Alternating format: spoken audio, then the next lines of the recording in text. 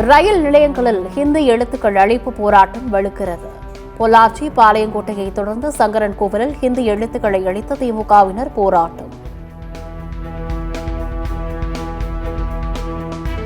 இலங்கை கடற்படையை கண்டித்து ராமேஸ்வரம் மீனவர்கள் காலவரையற்ற வேலை நிறுத்தம் தொடங்கியது. 200க்கும் மேற்பட்ட விசைப்படகுகள் நிறுத்தி வைக்கப்பட்டதால் மீன்பிடி தொழில் முடங்கியது.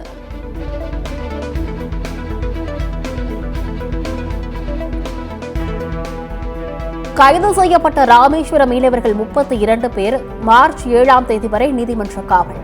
இலங்கை நீதிமன்றம் உத்தரவு.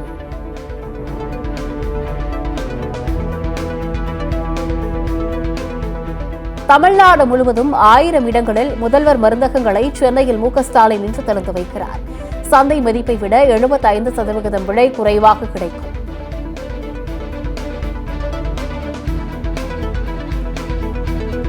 ஜெயலலிதா பிறந்த நாளை மாநிலம் முழுவதும் எழுச்சியுடன் கொண்டாடும். 2026இல் அதிமுக மீண்டும் ஆட்சி அமைக்கும் என எடப்பாடி பழனிசாமி சூளுரை. சென்னையில் இன்று எடப்பாடி பழனிசாமி தலைமையில் அதிமுக பொறுப்பாளர்கள் கூட்டம். தேர்தல் வியூகம் குறித்து ஆலோசனை என தகவல். அரசு ஊழியர்கள் ஆசிரியர் சங்க கோரிக்கைகளை பரிசீலிக்க அமைக்கப்பட்ட 4 அமைச்சர்கள் கொண்ட குழு இன்று பேச்சுவார்த்தை. பெரும்பாலான கோரிக்கைகள் ஏற்கப்படும் என எதிர்பார்ப்பு. பொறியியல் கல்லூரிகளில் தொழில்நுட்பம், நூலகம் உள்ளிட்ட அடிப்படை வசதிகளை அண்ணா பல்கலைக்கழகம் ஆய்வு. மாணவர்களுக்கு போதிய வசதிகள் இல்லாத கல்லூரிகள் மீது நடவடிக்கை. முதலமைச்சராக ரேகா குப்தா பதவியேற்ற பின்னர் டெல்லி சட்டமன்றம் இன்று கூடுகிறது. தேர்ந்தெடுக்கப்பட்ட சட்டமன்ற உறுப்பினர்களுக்கு சபாநாயகர் பதவி பிரமாணம் செய்து வைக்கிறார்.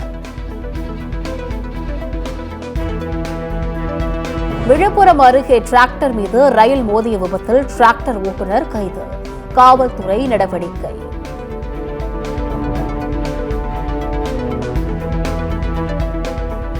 அறிவியல் தொழில்நுட்பங்களை படிக்க வேண்டிய காலகட்டத்தில் ஹிந்தி கற்பிக்க வேண்டிய அவசியம் இல்லை. மத்திய அரசு தமிழகத்தின் பண்பாட்டை சிதைக்க முயற்சிப்பதாக கி. வீரமணி குற்றச்சாட்டு.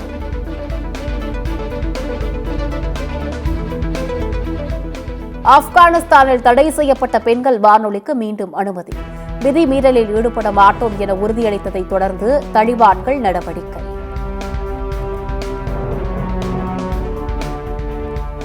நைஜீரியாவில் டேங்கர் லாரி பேருந்து மீது மோதியதில் 2 வாகனங்களும் தீப்பற்றி எரிந்தது. பேருந்தில் பயணித்த 14 பேர் உடல் கருகி உயிரிழப்பு.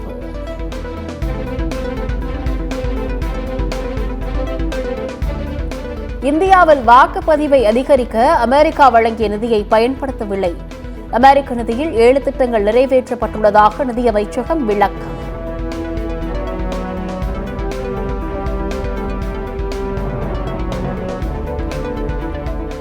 ஜப்பானில் ஏற்பட்ட கடுமையான பனி புயலால் பல இடங்களில் இயல்பு வாழ்க்கை முடங்கியது. சாலைகளில் பனிக்கட்டிகள் தேங்கியதால் போக்குவரத்து பாதிப்பு. பல்கேரியாவில் அரசுக்கு எதிராக மக்கள் போராட்டம் தீவிரம். யூரோ நாணய பயன்பாட்டிற்கு எதிர்ப்பு தெரிவித்து ஐரோப்பிய யூனியன் அலுவலகம் மீது சிவப்பு மை வீச்சு. போட்ஸ்வானா நாட்டில் கனமழையால் குடியிருப்புகளில் வெள்ளம் சூழ்ந்துள்ளது. வீடுகளை இழந்து தவிப்பவர்கள் மீட்கப்பட்டு பாதுகாப்பான இடங்களில் தங்க வைக்கப்பட்டுள்ளனர். ஐசிசி தொடரில் அதிக முறை ஆட்ட நாயகன் விருது பெற்ற விராட் கோலி சாதனை. பாகிஸ்தானுக்கு எதிரான போட்டியில் கோலி சதம் அடித்ததால் மெய்சிலிருக்கும் ரசிகர்கள். சாம்பியன்ஸ் டிராபியில் பாகிஸ்தானுக்கு எதிரான போட்டியில் வெற்றி பெற்ற இந்திய அணிக்கு அரசியல் கட்சித் தலைவர்கள் வாழ்த்து. உத்வேகத்துடன் சாம்பியன்ஸ் டிராபியை வெல்வோம் என முதலமைச்சர் ஸ்டாலின் பதிவு.